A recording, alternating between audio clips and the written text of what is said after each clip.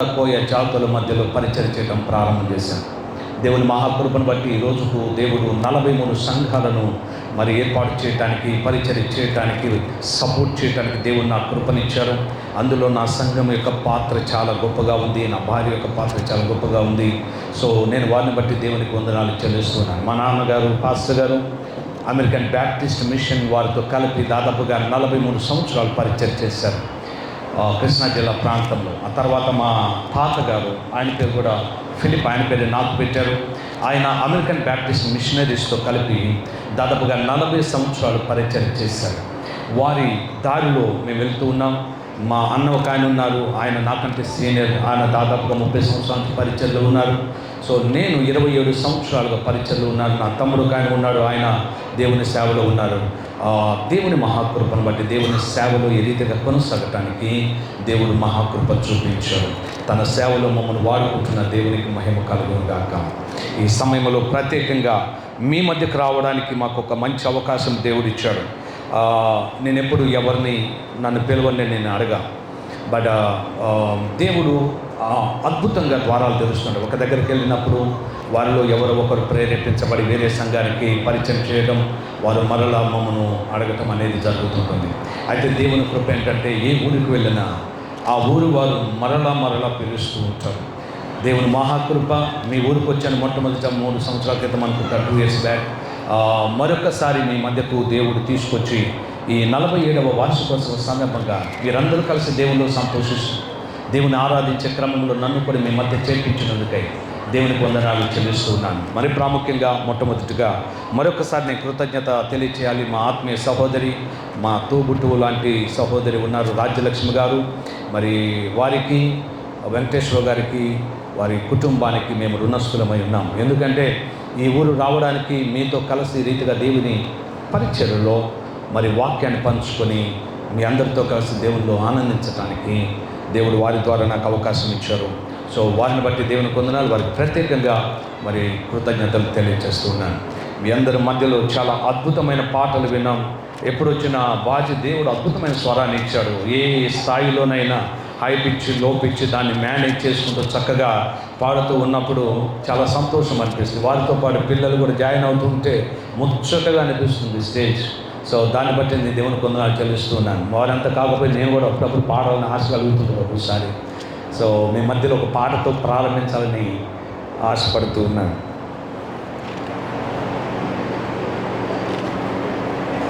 దేవునికి మహిమ కలుగును గాక.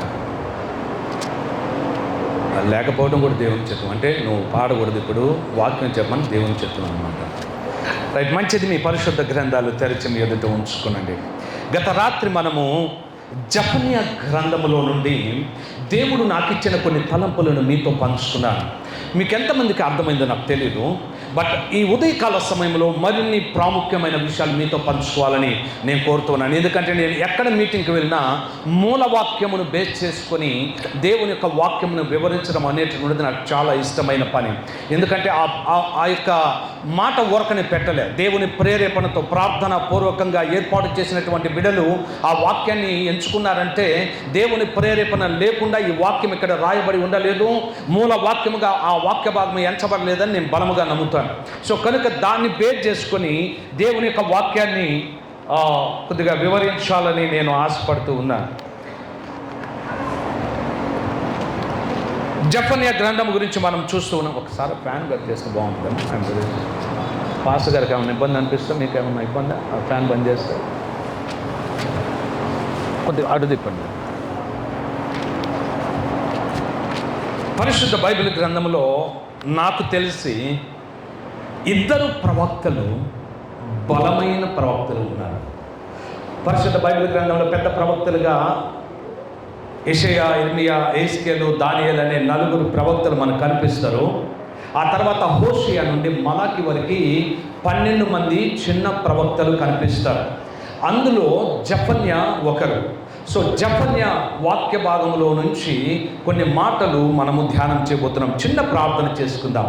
యెహోవా నా విమోచకుడా, నా ఎత్తైన కోట, నా ఆశ్రయదుర్గమ, ఆపదలో నమ్ముకునదగిన గొప్ప సహాయకుడా, నా నోటి మాటలు మా అందరి హృదయ ధ్యానములు నీకు అంగీకృతమొకటకు సహాయం చేయగలదు కోరుకుంటూ యేసు నామముననే ప్రార్థించుచున్నాము తండ్రి, ఆమేన్. ప్రియులారా, పరిశుద్ధ బైబిల్ గ్రంథంలో పెద్ద ప్రవక్తలుగా చలామైన వారు కావచ్చు, ఆ తర్వాత చిన్న ప్రవక్తలుగా ఉన్నవారు కావచ్చు. వీరిలో ఇద్దరు సక్సెస్ఫుల్ ప్రాఫిట్స్ అని పిలువబడ్డారు. నాకు తెలిసినంతవరకు వారు తప్ప ఎంత గొప్పగా ప్రవచించినా ఆ ప్రవచనాలు విన్నారే కానీ చాలామంది మార్పు తెచ్చుకోలేకపోయారు. అయితే ఇద్దరు ప్రవక్తల యొక్క ప్రవచనాలు వారు బతికుండగానే నెరవేర్చబడ్డాయి. అందులో యోనా ఒకడు. యోనా ఒక దిన ప్రయాణము చేసి నినివేలో ప్రవచనాలు పంచితే, దేవుని పక్షంగా దేవుని యొక్క వాక్యాన్ని వివరిస్తే ఆ ఊరిలో దాదాపుగా 1,20,000 మంది ఒకేసారి మరి రక్షింపబడినట్లుగా, మారు మనసు పొందుకున్నట్లుగా మనము గమనిస్తాం. ఒక దిన ప్రయాణం చేశాడు. ఆ ఊరు 3 దినాల ప్రయాణం. 1,20,000 మంది కవర్ చేయాలంటే ఆయన అప్పటికే ఊరంతా తిరుగుతూ ఉన్నాడు. తన చేతనైనంత వరకు 40,000 మందికి చెప్తే మిగతా 80,000 మంది రక్షించబడి దాదాపుగా టోటల్గా రాజు నుండి దరిద్రుడి వరకు లోకంలో ఆ దినాన ఉన్నటువంటి నినివే పట్టణస్తులందరూ కూడా రక్షణ భాగ్యాన్ని పొందుకున్నట్లుగా, మారు మనసు పొందుకుని పశ్చాత్తాపము చెందినట్లుగా దైవ వాక్యములో మనము గమనిస్తాం. ఒక్క ప్రసంగం చేస్తే 40,000 మంది వారు విని 80,000 మందికి చెప్తే 1,20,000 మంది ఆ దినాన రక్షించబడ్డారు. పేతురు ప్రకటన చేస్తే, ఆయన బోధ చేస్తే 3,000 మంది ఆ రోజున ఒకేసారి మార్పు నుండి రక్షణ భాగ్యాన్ని పొందుకున్నారు. ఆ తర్వాత అనేక మంది సంఘములు ప్రతిదినము చేర్చబడుతూ వచ్చారు. పిల్లరా, పాత నిబంధన గ్రంథంలో యోనా, జెఫన్యా సక్సెస్ఫుల్ ప్రాఫిట్స్ అయితే, నూతన నిబంధన గ్రంథంలో పేతురు సక్సెస్ఫుల్ అపోజిషన్. ఒక గొప్ప మరి ప్రతిభతో దేవుని యొక్క శక్తి చేత, ఆత్మ చేత ప్రవచించి అనేక మందిని రక్షణలోనికి నడిపించినటువంటి వాడు పేతురు. ఈ రోజున ఈ జెఫన్యా గురించి మనం చూస్తూ ఉన్నాం. ఈ జెఫన్యా ప్రవచించిన దానిలో నినివే పట్టణానికి కూడా ప్రవచించాడు. మీరు బాగా గుర్తుపెట్టుకోవాలి. నినివే పట్టణముతో కూడా, నినివే పట్టణ ప్రజలతో కూడా జెఫన్యా దేవుని పక్షంగా నిలబడి ఒక చక్కని అక్కడ సందేశం ఇచ్చినట్లుగా చూస్తాం. జెఫన్యా గురించి చూస్తూ ఉన్నప్పుడు జెఫన్యా ఇర్మియా సమకాలికుడు అంటే పెద్ద ప్రవక్తలలో భారమైన హృదయముతో దేవుని పక్షంగా విలపించే ప్రవక్త అని పేరు తెచ్చుకొని దేవుని కొరకు సందేశాలు ఏడుస్తూ గుండెలు బాదుకుంటూ ఎవరైతే దేవునికి దూరం అయిపోయారో వారి పక్షాన నిలబడి, వారి మధ్యలో నిలబడి, ఒరే బాబు, మీ జీవితాలు మార్చుకొని, మీ బ్రతుకులు మార్చుకొని మీరు దేవుని వైపు తిరగండి, దేవునికి మొరపెట్టండి. 70 సంవత్సరాల నుంచి మీరు అనుభవిస్తున్న భయంకరమైన ఈ బతుకు నుంచి మీరు బయటపడాలంటే, బబులోను చెర నుంచి బయటకు రావాలంటే మీరు దేవుని కొరకు మీరు ఎదురు చూడాలా, ప్రార్థన చేయాలని వారిని ప్రేరేపించి ఏడుస్తూ విలపిస్తూ గుండెలు బాదుకుంటూ వారి మధ్య నుంచి లేపబడి వారికే ప్రకటించిన వాడు ఇర్మియా. అంత గొప్ప ప్రవక్తతో కలిసి అంటే సమకాలికునిగా ఆ దినాలలో జెఫన్యా కూడా ప్రవచించినట్లుగా మనము చరిత్రలో చూస్తాం. ఇప్పుడు ఈ జెఫన్యా ద్వారా దేవుని యొక్క వాక్యములో మరొక్కసారి నేను ఆ వాక్యాన్ని మీకు చదివినిపిస్తున్నాను. చూడండి, ఏంటండి మన యొక్క టాపిక్ ఏంటి? వాస్తవంగా ఈ జెఫన్యా గ్రంథంలో ఇవ్వబడినటువంటి సందేశం ఎంత బలమైన సందేశం అంటే హృదయాలను కదిలించేటటువంటిది. ఒక పిలుపునిస్తూ ఉన్నాడు దేవుడు జెఫన్యా ద్వారా. సిగ్గుమాలిన జనులరా కూడిరండి, పొట్టుగాలికి ఎగురున్నట్లు సమయము గతించుచున్నది. It means there is no time. దేవుని వైపు తిరగండి, ఇక సమయం లేదు. దీని గురించి మాట్లాడుతూ పౌలు గారు ఎఫెసీ సంఘంతో కూడా మాట్లాడారు. ఎఫెసీ సంఘం ఒకనొకప్పుడు దేవునిలో చాలా బలంగా ఎదిగింది. ఎఫెసు సంఘం ఒకనొకప్పుడు దేవుని యొక్క ప్రేమలో ఎంతో వర్ధిల్లింది. ఎఫెసు సంఘము దేవుని యొక్క హృదయాన్ని ఎరిగి దేవుడు ప్రేమమయుడైతే వారు కూడా ప్రేమలో కలిగి జీవించడానికి ఎంతో ప్రయాసపడ్డారు, ప్రేమలోనే జీవించారు. కానీ ఒక టైం వచ్చేసరికి వారి మొదటి ప్రేమను వారు కోల్పోయారు. దేవుని మీద ఉన్న ఆసక్తి తగ్గిపోయింది. చెరసాలలో ఉండి సంఘానికి లేఖ రాస్తాడు. ఓ ఎఫెసు సంఘ క్రైస్తవులారా, విశ్వాసులారా, ఆలోచన చేయండి. మీరెందుకు మీ జీవితాన్ని గురించి నిర్లక్ష్యం వహిస్తున్నారు? మీరెందుకు సమయం గురించి ఏం పర్వాలేదులే, మాకు సమయం ఇంకా ఉందని మీరు అనుకుంటూ సమయాన్ని వేస్ట్గా గడిపేస్తున్నారు? అయ్యో, దినములు చెడ్డవిరా బాబు, దినములు చెడ్డవి కనుక సమయమును పోయేక సద్వినియోగము చేసుకోవచ్చు. అజ్ఞానుల వలె కాక జ్ఞానుల వలె నడుచుకోండి. మీకు తెలుసా, హగ్గయి గ్రంథంలో దాదాపుగా జెరుబ్బాబెలు నాయకత్వంలో 50,000 మంది, కోరేసు నాయకత్వంలో ఆ దినాలలో పర్షియా సామ్రాజ్యం బబులోను సామ్రాజ్యమును గెలిచిన తరువాత, అనగా క్రీస్తు పూర్వం దాదాపుగా 539వ సంవత్సరంలో కోరేసు ఏలుబడిలో యూదులు 3 మార్లు మరి ఆ దినాలలో నెబుకద్నెజరు కాలంలో బబులోనికి చెరకు తీసుకొని వెళ్ళబడితే, కోరేసు పరిపాలనలో 3 మార్లు యూదులు తిరిగి యెరూషలేముకు తిరిగి వచ్చారు. యెరూషలేముకు తిరిగి వచ్చిన తర్వాత దేవుడు హగ్గయిని లేపాడు. హగ్గయిని లేపి హగ్గయి ద్వారా సందేశం పంపించాడు. చూడండి ఒకసారి, హగ్గయి గ్రంథానికి వెళదాం. హగ్గయి గ్రంథంలో ఈ రీతిగా దేవుడు మాట్లాడుతూ ఉన్నాడు. హగ్గయి ద్వారా ఏమని చెప్తున్నాడంటే, ఎవరితోనో తెలుసా మాట్లాడేది? ఎవరితోనో తెలుసా? ఎవరైతే ఆ రోజున బబులోను చెర నుంచి జెరుబ్బాబెలు నాయకత్వంలో 50,000 మంది తిరిగి వచ్చి యెరూషలేములో తమ నివాసాలు ఏర్పాటు చేసుకున్నారో వారితో మాట్లాడుతూ దేవుడు వారికి ఒక సందేశం ఇచ్చాడు. ఏమిచ్చాడు తెలుసా? మీరు వెళ్ళి నా కొరకు ఒక మందిరం కట్టాలి మీరు అన్నాడు. ఏమన్నాడండి? మీరు వెళ్ళి నా కొరకు ఒక మందిరం కట్టాలన్నాడు. అయితే వీళ్ళేం చేశారు తెలుసా? చూడండి ఏం చెప్తూ ఉన్నాడు. ఎంత బాధకరమైన విషయం చూడండి. 2వ వచనములో, సమయం ఇంకా రాలేదు, యెహోవా మందిరమును కట్టించుటకు సమయం ఇంకా రాలేదని ఈ జనులు చెప్పుచున్నారే, అందుకు యెహోవా వాక్కు ప్రత్యక్షమై ప్రవక్త హగ్గయి ద్వారా సెలవిచ్చినది ఏమనగా, ఈ మందిరము పాడైండగా మీరు సరంబి వేసిన ఎండలో నివసించుటకు ఇది సమయమా?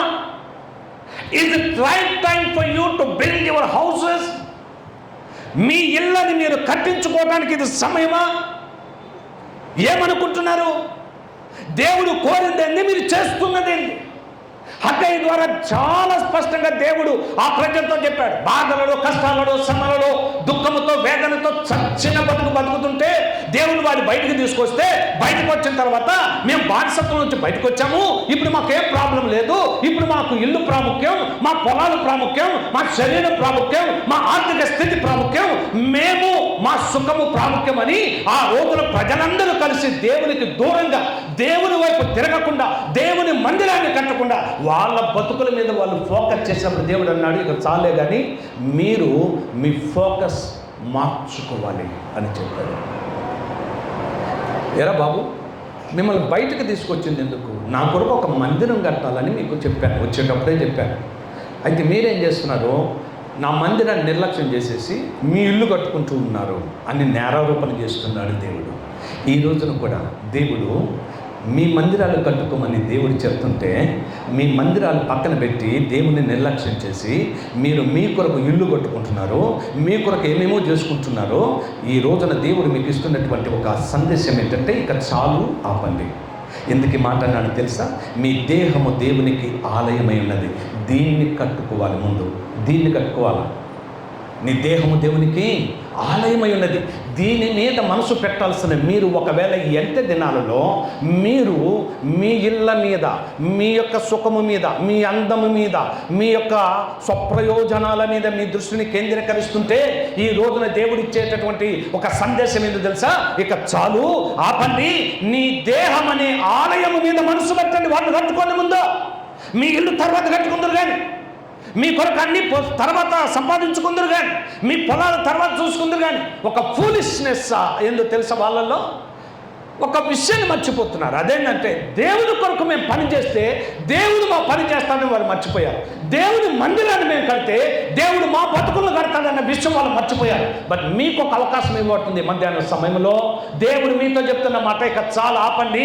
మీ గురించి, మీ యొక్క ఇళ్ళ గురించి, మీ యొక్క పొలాల గురించి, మీ స్థలాల గురించి ఆలోచించి మేము స్థిరపడాలి, మా ఇల్లు, మా బిడ్డలు స్థిరపడాలి, వాళ్ళు స్థిరపడాలి, ఈ రకమైన ఆలోచనలు పక్కన పెట్టండి. మొట్టమొదట మీ జీవితాలు మీరు దేవునిలో కట్టుకోవడానికి చేయడానికి ప్రయత్నం చేయండి.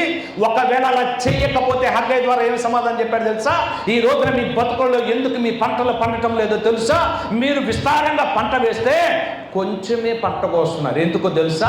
నాకు ప్రయారిటీ ఇవ్వకుండా మీరు మీ రాబడి కొరకు, మీ యొక్క ఆస్తిపాస్తుల కొరకు, మీ సంపాదన కొరకు మీరు సమయాన్ని కేటాయిస్తున్నారు. కాబట్టి మీకు ఒకటి అర్థం కావట్లే.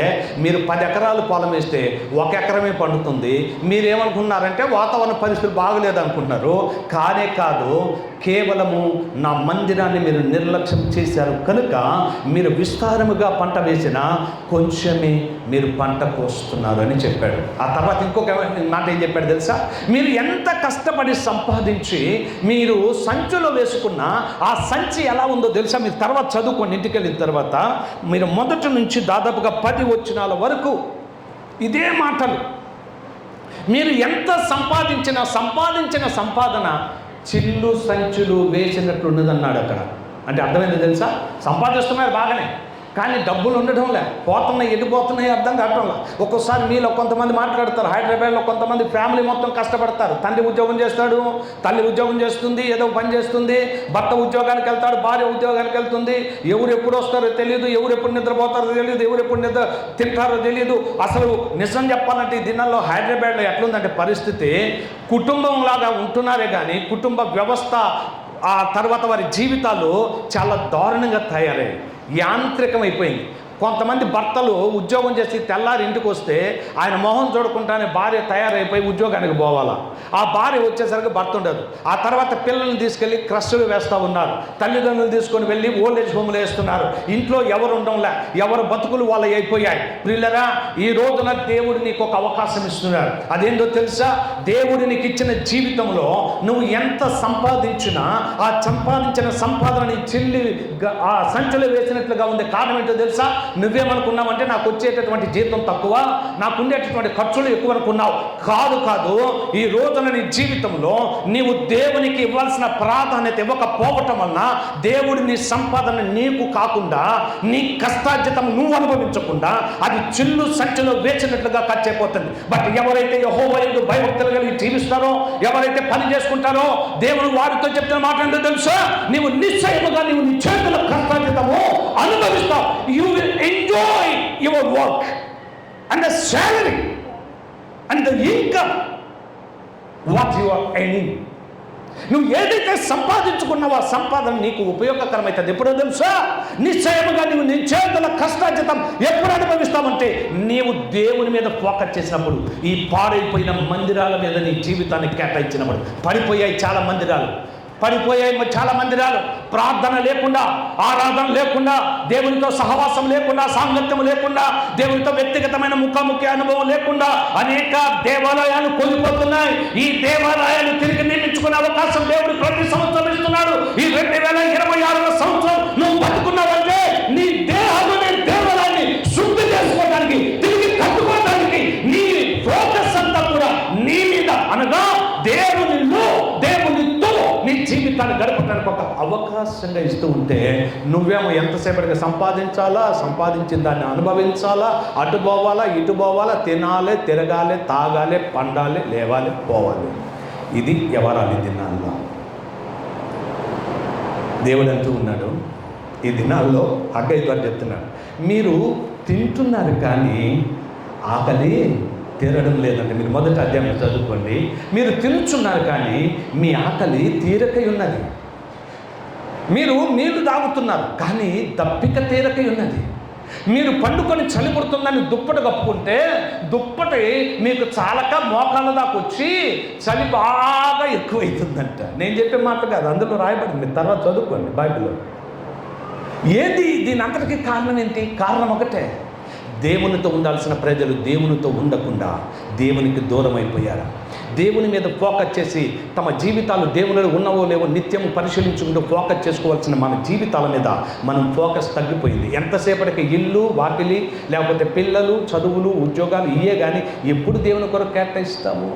ఎప్పుడు దేవుని వైపు తిరుగుతావు? ఇక ఎంతకాలం తిరుగుతావు? దేవునికి ఏమైనా ఓకనే తేరగా రాసిచ్చాడనుకున్నావు? నీ ఆయుష్ గుర్తుపెట్టుకో, నీ ఆయుష్ పరిమితి కలిగింది. నువ్వు అనుకుంటున్నావేమో నేను చాలా సంవత్సరాలు బతుకుతాను, నేను చాలా సంవత్సరాలు జీవిస్తానని. ఒక్కసారి మీరు యోబు గ్రంథానికి రండి, మీకు ఒక మాట చూపిస్తాను. ఈరోజు జీవితంలో మీకు ఒక అవగాహన రావాలని నేను కోరుకుంటూ ఉన్నాను. యోబు గ్రంథము 14వ అధ్యాయానికి వెళదాం.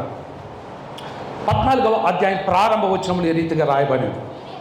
స్త్రీ కనిన నరుడు కొద్ది దినముల గలవాడై మిక్కిలి బాధనందును. పువ్వు వికసించినట్లు వాడు పెరిగి వాడిపోవును, నీడ కనబడకపోవునట్లు వాడు నిలవక పారిపోవును. ఆ తర్వాత మీరు కొద్దిగా ముందుకు వెళితే 5వ వచనానికి రండి. నరుల ఆయుష్కాలము పరిమితి గలది. Your life is limited, not unlimited. One day you will die, one day you will leave this earth. ఈ భూమిని విడిచిపెట్టావు. నీకు తెలుసా నువ్వు చస్తావని? నువ్వు ఎంతకాలం బతుకుతావని అనుకున్నావు నాకు తెలియదు.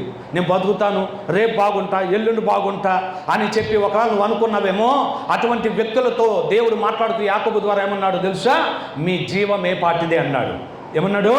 మీ జీవం ఏ పాటిది. ఏం వాయిదాలకు అలవాటు పడ్డాం మనం బాగా. ఏది కొన్నా వాయిదాలే, ఏ వస్తువు కొన్నా ఇన్స్టాల్మెంట్లకు అలవాటు పడిపోయాం మనం అంతా. పొద్దున్న లేస్తే టీవీ ఇన్స్టాల్మెంట్, ఫోను ఇన్స్టాల్మెంట్, ఆ కారు ఇన్స్టాల్మెంట్, ఏసీ ఇన్స్టాల్మెంట్, అంతా ఇన్స్టాల్మెంట్ ఎక్కువైపోయి ఆఖరికి దేవుణ్ణి కూడా ఇన్స్టాల్మెంట్ చొప్పున మనం గొలుపుతున్నాం. ఇక చాలా ఆపండి. దేవుని ఉగ్రత రాకముందే, దేవుని మిమ్మల్ని ఊడ్చివేయకమునిపే, ఆయన ఉగ్రత దినము రాకమునిపే కూడి రండి. It's not my call but by God. ఇది దేవుని ద్వారా మనకి ఇవ్వబడేటటువంటి పిలుపు. ఆ తర్వాత ఏమని చెప్పడిందో తెలుసా? యోబు ఒక మాట అంటాడు, మించజాలని పరిమాణము నీవు వారికి నియమించున్నావు, కూలి వారి వల్లే తమకు నియమిపడిన వారు ముగించు వరకు. అంటే ఒక రోజు నువ్వు ముగిస్తావు. మించజాలని పరిమాణం దేవుడు ఇచ్చాడు నీకు. నువ్వు ఎప్పుడు చచ్చిపోతావో తెలియదు. పూర్వకాలంలో చెప్పేవాళ్ళు బతికితే 70 సంవత్సరాలు, లేకపోతే బైబిల్ చెప్తుంది కాబట్టి 80 సంవత్సరాలు, అది కూడా అధిక బలం ఉంటే ఆయాసము దుఃఖమే. తిట్టనోడు ఉండడు. నీకు తెలుసా? ఎందుకు బతుకున్నాను? సావరాదు, ఇంకెందుకు బతకాలి? మమ్మల్ని ఏడిపించుకోవడానికి బతుకుతున్నావా ఈ బతుకు అని చెప్పి నిన్ను తిట్టే దినాలు కూడా వస్తాయి ఒక రోజున. ఆ దినాలు రాకముందే ఈ లోకంలో నీ జీవితం ముగించబడకముందే నువ్వు దేవునిలో లేవాలా. ఆమేన్.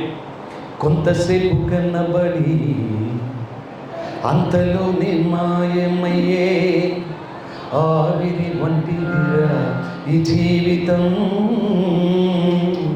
లోకాన కాదేది శాశ్వతం.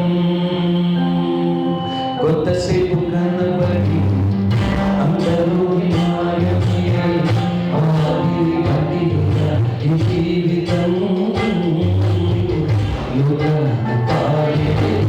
శాశ్వతం.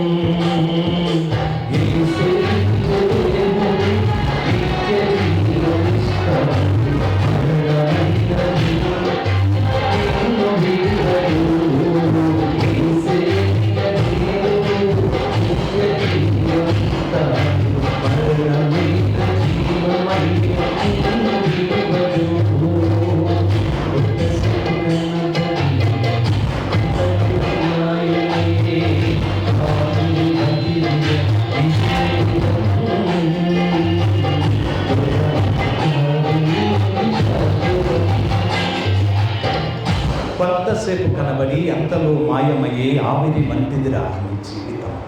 ఏం ముడుచుకుంటున్నావు చూసుకొని? ఎంతకాలం ముడుచుకుంటావు? నువ్వు చూసుకొని నీ అందాన్ని చూసుకొని భలే ముడుచుకుంటావు కదా. నీకు ఒక మాట చెప్పనా? ప్రపంచంలో అత్యంత అందగతిగా పేరు తెచ్చుకుని దాదాపుగా 12 మంది భర్తలను మార్చేది ఒక మేధావి అయిన భార్య. ఆమె అందగత్తని ప్రపంచమంతా కొనియాడింది. ఆ రోజున ఆమె పేరు ఎలిజబెత్. చచ్చిన తర్వాత చచ్చేటప్పుడు బొక్కలు మొత్తం బయటకు, తెలంగాణ భాషలో మాట వాడతారు, బొనికలు మొత్తం, ఎముకలు మొత్తం బయటకు వచ్చి ఎండిపోయి అంతా చచ్చిన శవంలాగా ఉంది. తన స్నేహితురాలు చూడటానికి వచ్చిందంట. చూడటానికి వచ్చి పక్కన కూర్చొని, ఏంటి ఆలోచిస్తున్నావు అంటే, ఏం లేదే, నాకు ఎందుకు చాలా బాధ, భయం అనిపిస్తుంది అన్నట. ఏమంట? నాకు బాధ, భయం అనిపిస్తుంది. ఏమిటి అంటే, అసలు ఏంటి, నేను ఎట్లున్నాను, ఇంత అసహ్యంగా ఉన్నాను, నన్ను నేను చూసుకుంటే నాకే అసహ్యం అనిపిస్తుంది. బతుకున్నప్పుడు నీ అంత అందగాలి లేదంటే మురిసిపోయింది ఆ దినాల్లో. ఈ రోజు నీ అందాన్ని చూసుకొని, నీ ఐశ్వర్యం చూసుకొని, నీ ఇల్లు చూసుకొని, నీ వాకిలు చూసుకొని, నీ రాబడి చూసుకొని, నీకుండేటటువంటి సంపద చూసుకొని, ఆస్తిపాస్తులు చూసుకొని ముడుచుకున్నావేమో, ఒక్క నిమిషం పట్టదు, మొత్తం కొట్టుకుపోతాను. ఆ మధ్యకాలంలో ఒక భయంకరమైనటువంటి మరి సునామీ లాగా వచ్చేసి, పెద్ద తుఫాను ఇదంతా వచ్చేసి, ఒక వ్యక్తి 7 ఇల్లు ఉన్నాయంట పాకిస్తాన్ దేశంలో. 7 ఇల్లు మొత్తం కొట్టుకుపోయాయి. ఆయన ఒక్కడే మిగిలాడు. రొట్టె కొరకు అడుగుతున్నారయ్యా, నాకు ఒక రొట్టె ఉండి అయ్యా, నాకు ఆకలి అవుతుంది అని. ఆయనకంటే నువ్వేమో పెద్ద గొప్పడువా? ఈ లోకంలో మహా గొప్ప మేధావులందరూ లోకాన్ని విడిచిపెట్టి వెళ్ళిపోయారు. నువ్వెంత, నీ బతుకెంత?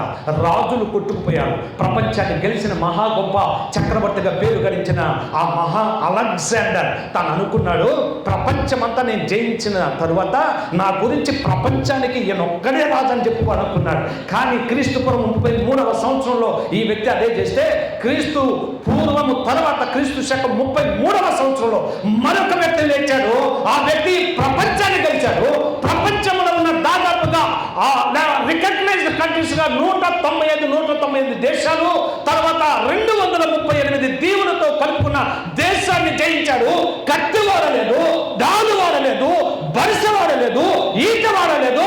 ఒకే ఒక్క ప్రేమ అనే ఆయుధంతో ప్రపంచాన్ని గెలిచిన వాడు యేసు ఉన్నాడు. ఆ యేసు ఈ రోజున నీకు సెలవిచ్చే మాట ఏంటో తెలుసా? రా, చాలుగా, లోకంలో సాధించింది చాలు, అంత అయిపోయింది. మనం ఎక్కడున్నామో తెలుసా? We are living in end times. End times గ్రీకు భాషలో ఎస్కోటాలజీ అనే పదం ఉంది ఒకటి. ఎస్కోటాలజీ అంటే యుగాంత శాస్త్రము. ఎస్కోటాస్ అనేటటువంటి మాట. ఎండ్ టైమ్ ప్రాపర్టికల్ స్టడీ అని దాని అర్థం. అంటే అంత్య దినాలకు సంబంధించినటువంటి విషయాలతో కూడుకున్న శాస్త్రము అది. ఆ శాస్త్రము చెప్పేది ఏంటో తెలుసా? నువ్వు ఈ లోకాన్ని విడిచిపెట్టి వెళ్ళిపోతున్నావు. ఈ లోకం నాశనం కాబోతుంది, లేకుండా పోతుంది. కొత్త ఆకాశం, కొత్త భూమి రాబోతుంది. ఆ కొత్త ఆకాశం, కొత్త భూమి, ఆ టైంలో యేసు 1000 ఏళ్ల పరిపాలన చేయబోతూ ఉన్నాడు. ఈ రోజున ఒక మాట గుర్తుపెట్టుకో, నీకు ఒక లిమిటెడ్ ఆయుష్ ఇచ్చాడు దేవుడు. నువ్వు అనుకున్నావు నేను ఇంతకాలం బతుకుతా, అంతకాలం బతుకుతా. మన తాతలు, మన తండ్రులు, మన తల్లిదండ్రులు ఒకవేళ 70-80 సంవత్సరాలు బతికారంటే సంతోషం. ఎందుకు తెలుసా? వాళ్ళ మంచి హృదయాలు, ఆ దినాల్లో ప్రేమ, ఆప్యాయత, అనురాగాలు, దేవుని భయం స్వచ్ఛంగా ఉండేది. ఇప్పుడు అంతా కల్తీ కల్తీ కల్తీ కల్తీ. ఏంది అటు చూస్తారు? కల్తీయే, మొత్తం కల్తీయే. ఎందుకు ఈ మాట అన్నో తెలుసా? నువ్వు వాడే టీపుడు కల్తీ. రంపప్పు పొట్టుకి కల్లేసి తీసుకొచ్చి నీకు ఇస్తున్నారు. కందిపప్పు కల్తీ, నూనె కల్తీ, జంతువు సంబంధించినటువంటి ఆ యొక్క జంతు కొవ్వును కరిగించి ఆయిల్లో మలుస్తున్నారని మనం చూస్తూ ఉన్నాం. అన్నీ కల్తీ. ఆఖరికి నువ్వు వాడే నూడిల్స్ కూడా కల్తీయే. అందులో పేడ కలుపుతున్నారు. నిజం చెప్తున్నా, మీకు అర్థం కావట్లే.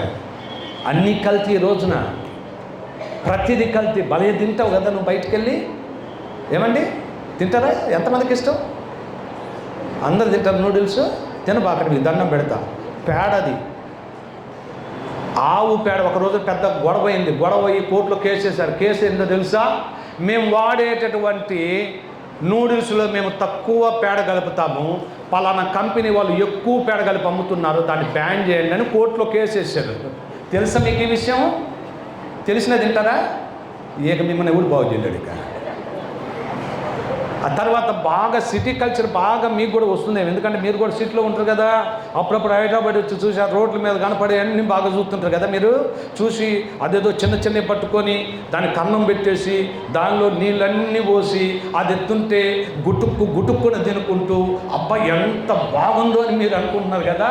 అసలు అది ఎట్ట చేస్తారో తెలిస్తే చచ్చిపోతారు. మీరు తెలుసా? కాళ్ళతో వేసి తొక్కుతారు ఆ పిండిని. కాళ్ళతో వేసి తొక్కి దాన్ని తయారు చేసి మీకు అర్థం కావటంలా. అయినా మీరు భలే తింటారు, గుడుక్కుని తింటారు బాగా చక్కగా. ఈ కల్తీ తిండికి అలవాటు పడి మనుషులు కూడా కల్తీ అయిపోయి, బతుకులు కూడా కల్తీ అయిపోయి, భక్తి కూడా పొల్యూట్ అయిపోయింది దినాల్లో. జాగ్రత్త సుమా. కల్తీ తిండిని నువ్వు ఒకవేళ యాక్సెప్ట్ చేస్తావేమో, కల్తీ భక్తిని నా దేవుడు యాక్సెప్ట్ చేయడు. నువ్వు వెచ్చగానైనా నువ్వు ఉండాలా, లేకపోతే చల్లగానే ఉండాలా. నేను అటు ఉన్నానండి, నాకు మొదటి నుంచి అలవాటు, నేను అటు ఉంటాను, నేను ఇటు ఉంటానంటే కుదరదు. భూమి మీద కొడతా దేవుడు ఒకసారి. అదే దాని పేరు ఉగ్రత దినం. అదే ఉగ్రత దినం. బాగా గుర్తుపెట్టుకోండి. దేవుడిచ్చిన అవకాశాన్ని సద్వినియోగం చేసుకోండి. దేవుడు నీకు ఇచ్చినటువంటి ఈ ఆయుష్ ఎంతో విలువైనటువంటిది. ప్రియులారా, ఇందులో మీరు ఒక మాట గుర్తుపెట్టుకోవాలి. నేను ఒక మాట చెప్తూ ఉండగా నాకు ఒక రాజు గుర్తొచ్చాడు. దేవుడు ఒక పిలుపునిచ్చిన తర్వాత నినివే పట్టణపు ప్రజలు మారారు. నినివే పట్టణ ప్రజలు మారారండి. జఫన్యా ప్రవచించిన తర్వాత ఎంత సంస్కరణ వచ్చిందో తెలుసా? ప్రజలు మారిపోయారు కొంతమంది. మీరు ఒకసారి రాజులు 2వ గ్రంథం 21వ అధ్యాయానికి రండి. ఒకసారి ఆ వాక్యం ఎప్పుడైతే విన్నారో, ఈ సందేశాలు ఎప్పుడైతే విన్నారో, జఫన్యా దేవుని పక్షంగా నిలబడి 4 సందేశాలు ఇస్తే 4 సందేశాలు విన్న తర్వాత అక్కడ ఒక మత సంస్కరణ ప్రారంభమైంది. మనుషులు వాళ్ళ జీవితాల్లో ఉన్నటువంటి భక్తి జీవితాన్ని సరిచేసుకున్నారు. ఆత్మీయ జీవితాన్ని మరలా తిరిగి ఫ్రెష్గా స్టార్ట్ చేశారు. దేవునిలో తిరిగి కొత్తగా జీవించడానికి తమ జీవితాలు వారు గొప్పగా వాడుకున్నట్లుగా మనం చూస్తాం. చూడండి ఒకసారి 20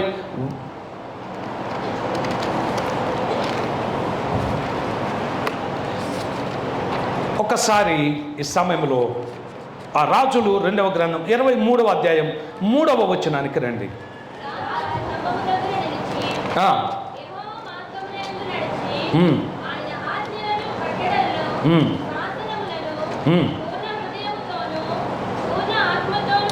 బాగా గమనించాలి, నేను చదువుతున్నాను, వినండి దయచేసి. అప్పుడు ఎప్పుడైతే ఈ సందేశాలు రాజు విన్నాడో, జఫన్యా ఎప్పుడైతే వెళ్ళి దేవుని పక్షంగా నిలబడి దేవుని యొక్క సందేశాలు అందించాడో, రాజు యోషియా రాజు ఆయన ఎంత గొప్పగా తన మనసుని దేవుని వైపు తిప్పుకొని ఎంత గొప్పగా కార్యాలు చేస్తున్నాడు చూడండి. అప్పుడు రాజు యూదా పెద్దలందరినీ, యెరూషలేము పెద్దలందరినీ తన యొద్దకు పిలవనంపించి, యూదా వారిని అందరినీ, యెరూషలేము కాపురస్తులందరినీ, యాజకులను, ప్రవక్తలను, అల్పులనేమి గనులనేమి జనులందరినీ పిలుచుకొని యెహోవా మందిరమునకు వచ్చి వారు వినుచుండగా యెహోవా మందిరమందు దొరికిన నిబంధన గ్రంథములోని మాటలన్నీ చదివించను. చూసారా ఎంత సంస్కరణ ప్రారంభమైందో? దేవుని మీద తిరిగి దృష్టిని కేంద్రీకరిస్తున్నారు. దేవుని మందిరం మీద తిరిగి తమ దృష్టిని కేంద్రీకరిస్తున్నారు. దేవుని మందిరం మీద, దేవుని మీద ఫోకస్ చేస్తున్నారు. ఆలోచన చేయండి. మీటింగ్లు పెట్టిన వరకే కాదు, డబ్బులు ఎక్కువై కాదు, మీ యొక్క ఫోకస్ దేవుని వైపు ఉండాలి. మీ ఫోకస్ దేవుని మందిరం వైపు ఉండాలని దేవుడు కోరుకుంటున్నాడు. ఆ రోజున జఫన్యా నిలబడి దేవుని సందేశాలు ప్రకటిస్తే రాజైన యోషియా వెంటనే మార్పు తెచ్చుకున్నాడు. ప్రజలను పిలిపించాడు, సంస్కరణ చేపట్టాడు. అందరూ మందిరానికి వెళ్ళారు. మందిరంలో దేవుని యొక్క వాక్యాన్ని చదువుతూ ఉన్నారు. ఆ తర్వాత మీరు చూడండి, రాజు ఒక స్తంభము దగ్గర నిలిచి యెహోవా మార్గంలో యందు నడిచి ఆయన ఆజ్ఞలను, కట్టలను, శాసనములను పూర్ణ హృదయముతోనూ పూర్ణాత్మతోనూ గైకొని ఈ గ్రంథమందు వ్రాయబడిన నిబంధన సంబంధమైన మాటలన్నిటినీ స్థిరపరచుదమని యెహోవా సన్నిధిని నిబంధన చేయగా జనులందరూ ఆ నిబంధనకు సమ్మతించిరి. చూసారా? దేవుని మాటలు ఎప్పుడైతే తీసుకెళ్ళి జఫన్యా చెప్పాడో రాజు మేల్కొన్నాడు. అమ్మో, నా రాజ్యంలో కొన్ని పొరపాట్లు జరుగుతున్నాయి. దేవుని మీద దృష్టి పెట్టాల్సిన మేము మా దృష్టిని మా మీద పెట్టుకున్నాం. తప్పిది. మా బాగు కొరకు, మా మేలు కొరకు, మా ఆస్తిపాస్తుల కొరకు మేము దృష్టిని కేంద్రీకరించాం. తెలుసుకొని ప్రజలందరినీ పిలిపించి దేవుని వాక్యం, దేవుని యొక్క ఆజ్ఞలు వారి ఎదుట చదివించి ఆ తర్వాత వారందరితో చెప్పినప్పుడు వారందరూ సమ్మతించారట. ఆమేన్. అమ్మ బాగున్నారా లేదా తల్లి? నాకు డౌట్ వస్తుంది కదా. మంచి గుర్రా లేదా? ఫ్యాన్లు పెట్టారు, మంచి పెద్ద ఫ్యాన్లు పెట్టారు, బాగుంది కదా. అసలు ఈ టైంలో డీల్ చేయాలంటే మామూలు విషయం కాదు. ఈ టైము అసలు నేను నిద్రపోకుండా ఉండాలి. నేను ఎందుకో తెలుసా? ఇది నిద్రపోయే టైం. వద్దంటే మా ఆత్మీయ సిస్టర్ పొద్దున్నే మంచి టిఫిన్ పెట్టారు. ఆ టిఫిన్ కిచిడీలో నిన్న రాత్రి చేసిన చేపలు కూరేశారు. నేను వద్దు అనుకున్న మొత్తం తినేశాను. అసలు వద్దు అని చెప్పిన, ఎందుకంటే తింటే నిద్ర వస్తుంది నాకు బాగా తెలుసు. ఇక సిస్టర్ పాపం చేసి పెట్టిన తర్వాత కాదనకూడదని చెప్పి తిని వచ్చి అక్కడ కూర్చున్నాయి. కానీ బాజీ పాటలు పాడుతున్నాడు, నేను చప్పట్లు కొడుతున్నా. చప్పట్లు కూడా నిద్రలోనే పడుతున్నాయి. దయచేసి మీ నిద్ర ఒకటి మీ దండం పెడతా. హల్లెలూయా. Praise the Lord. చూడండి, ఈ రోజున ఒక మాట ఎప్పుడైతే రాజుకి ఈ విషయం తెలిసిందో, రాజు ఈ విషయాలు కూడా గ్రహించి తర్వాత 5వ వచనం చూడండి. యూదా పట్టణంలో యందున్న ఉన్నత స్థలములలో యెరూషలేము చుట్టూన్న చోట్లలో ధూపము వేటుకై యూదా రాజులు నియమించిన అర్చకులనేమి, బయలకును సూర్యచంద్రులకును గ్రాములకును నక్షత్రములకును ధూపము వేయుచున్న వారినేమి అతడు అందరినీ నిలిపివేసెను. He stopped everything, the idol worship. రాజు ఏం చేశాడు తెలుసా? మీరు ఊడ్చివేయబడతారు, మీరు ఏ దేవులకు పడితే ఆ దేవులకు మొక్కుతున్నారు, ఏ దేవతకు పడితే ఆ దేవతను ఆరాధిస్తున్నారు, ఇది తప్పు, మారండి, మీ బతుకు మార్చుకోండి, లేకపోతే ఊడ్చేస్తాను మిమ్మల్ని అన్నాడు. అప్పుడు ఏమైందో తెలుసా? వారందరూ కూడా తమ తప్పు తెలుసుకొని దేవునికి వ్యతిరేకమైన పనులు మానేశారు. అంత మాత్రమే కాకుండా ఆ రోజున ఏం చేశారు? బయలును ఆరాధించడం ఆపేశారు. ఆ తర్వాత మాలిక్ అనేటటువంటి అర్థం వచ్చే రీతిగా ఉన్నటువంటి దేవుళ్ళను, అమాలేకుల దేవుళ్ళను, దేవతలను ఆరాధించడం మానేశారు. ఆ తర్వాత చూడండి, యెహోవా మందిరమందున్న అషారాదేవి ప్రతిమను యెరూషలేము వెలుపలనున్న కిద్రోను వాగు దగ్గరకు తెప్పించి కిద్రోను వాగు ఒడ్డున దాన్ని కాల్చి తొక్కి పొడుము చేసి ఆ పొడుమును సామాన్య జనుల సమాధుల మీద చల్లాను. చూసారా ఏం చేశారు? దేవునికి ఇష్టం లేదని తెలియగానే దేవునికి ఇష్టం లేని అన్ని తొలగించేసి తీసుకెళ్ళి ఎక్కడ వేస్తున్నారు? కిద్రోను వాగులో వేస్తున్నారు. ఈరోజు దేవుడు నిన్ను అడుగుతున్నాడు, దేవునికి ఇష్టం లేని అన్ని తొలగించుకొని నీ హృదయంలో నుంచి, నీ జీవితంలోంచి తొలగించుకొని కిద్రోను అనే దేవుని మందిరంలో వదిలేసి నీ పాపాన్ని ఇక్కడ వదిలిపెట్టి దేవుని నామంలో నీ జీవితాలను తిరిగి కట్టుకోవటానికి మీరు ప్రారంభించాలా. This is the time to rebuild our lifes. దేవుని నామములో మన బతుకులు కట్టుకోవటానికి దేవుడిస్తున్న అద్భుతమైన సమయం ఇది. తిరిగి మనల్ని మనం కట్టుకుందాం. ఆపేద్దాం. ఏం ఆపేద్దాం? ఐడల్ వర్షిప్ ఆపేద్దాం. మేము పాస్టర్ గారు మాకు విగ్రహారాధన అలవాటు లేదు పాస్టర్ గారు అని చెప్పి మీరు అనొచ్చు. దేవుని వాక్యం సెలవుస్తుందో తెలుసా?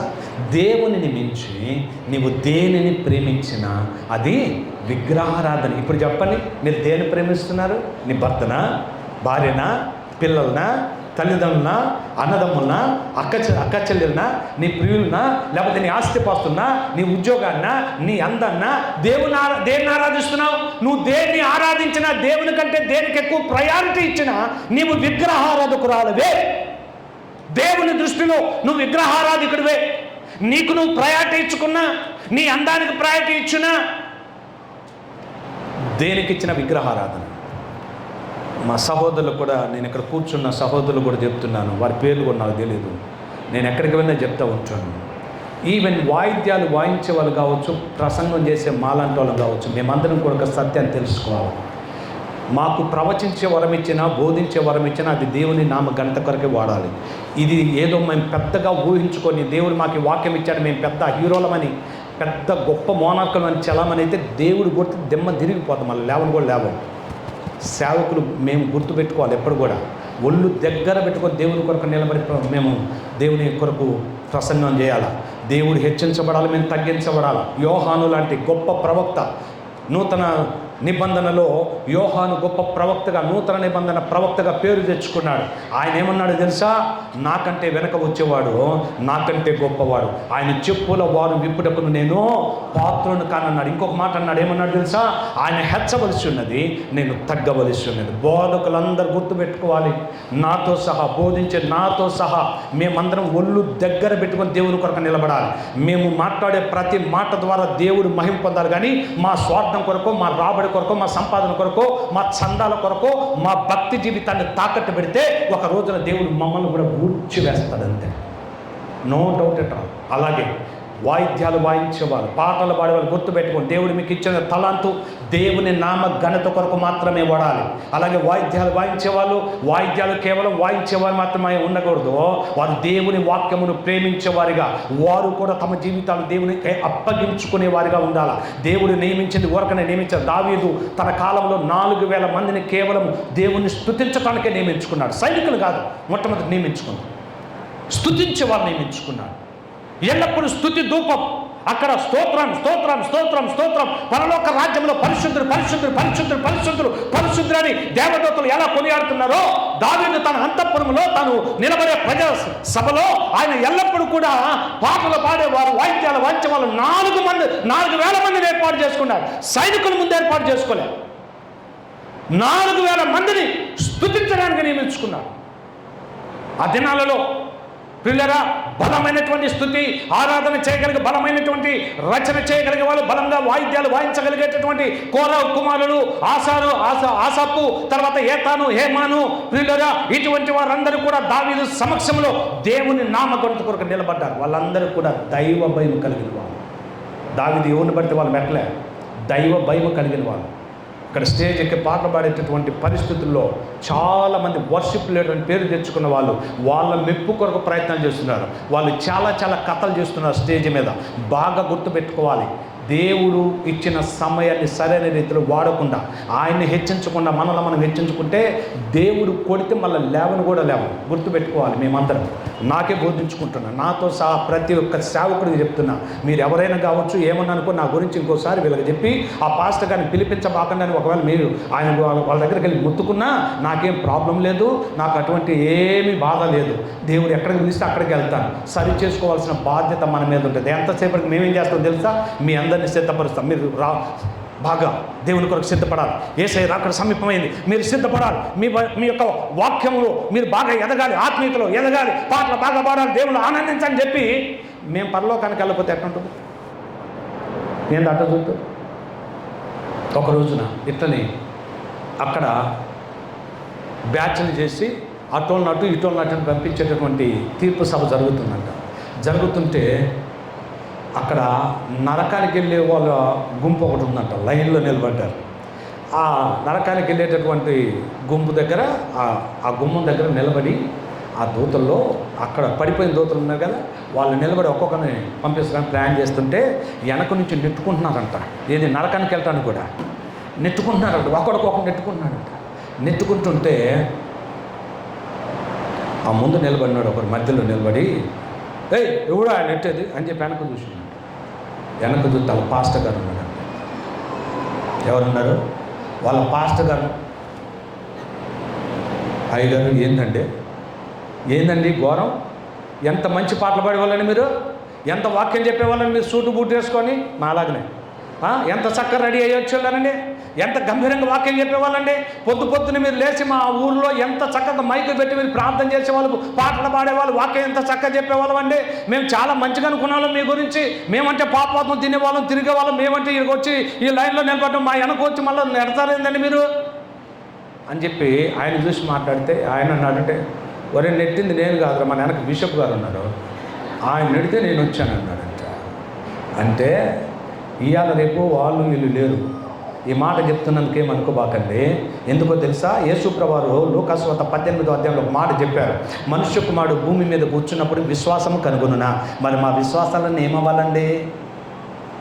మీకు కూడా ఎట్లా ఉంటుందో తెలుసా? సూటు బూటు వచ్చి చెప్పేవాళ్ళుగా వాళ్ళు మీకు బాగా కళ్ళకు బాగా మనకి మంచిగా ఉండాలి.